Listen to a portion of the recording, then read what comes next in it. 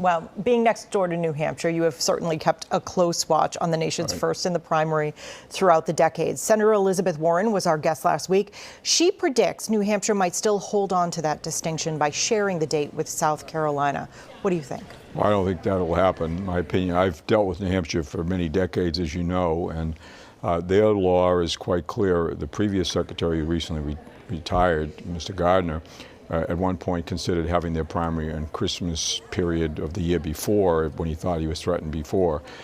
They're quite determined on that issue, and as you know, the gentleman who was actually elected as Secretary of State up there this past week is very committed to that, Mr. Scanlon. So my belief is that they will be first.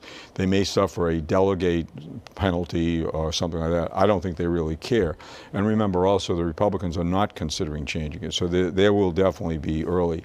It looks like to me it would probably be in January of 2024. You think they're going to go up against the President of the United States, who clearly wants South Carolina #1? I don't think they really care who the President of the United States is. They care about being first.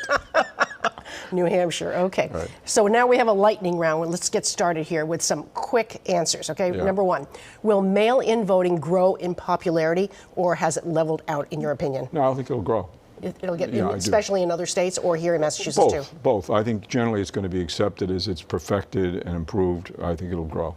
All right, and registration on day of voting, good idea, bad idea? Good idea. Politically possible here? Yes, it is, and technologically possible also, yes. I think it hasn't happened yet. There's a reluctance there, but we have identified, we know where it is. It's in a certain segment of the legislature, and we hope to overcome it. And are you going to push for it this next? I am, as I have in the past. Okay. We did last year. That caused a delay in the passage of the Votes Act. Online voting, is that idea dead for now? Yes, I think so. I think, well, there's a couple of things. First of all, I personally believe in paper ballots.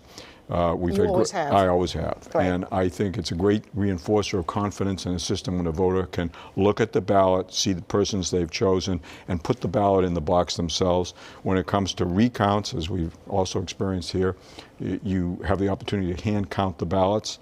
So I think that's extremely important. I think that the worry about hacking is going to overwhelm any idea of online voting. So now you have the distinction of not only starting your 8th term, but also being the only gentleman or dude among the constitutional officers. Is it kind of lonely? Well, I haven't done it yet, so You're just I'll let you know. Right? We'll see what happens.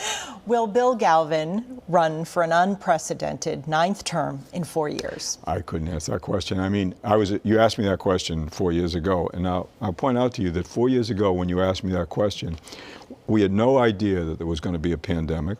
We had no idea we were going to have an incredibly controversial 2020 election. We're going to try to conduct that election in a pandemic. And we certainly, in the most serious side of this, we had no idea that after that election there was going to be an effort to question the election nationwide, leading to an insurrection. So the idea of what's going to happen over the next 4 years, I don't know. I intend to do my best. If I can be of service in any way, maybe not there, maybe some other way, I'll certainly explore everything when the time comes, but it's far too early. As always, the strategy that Bill Galvin likes, keeping his options open. Our thanks to Bill Galvin.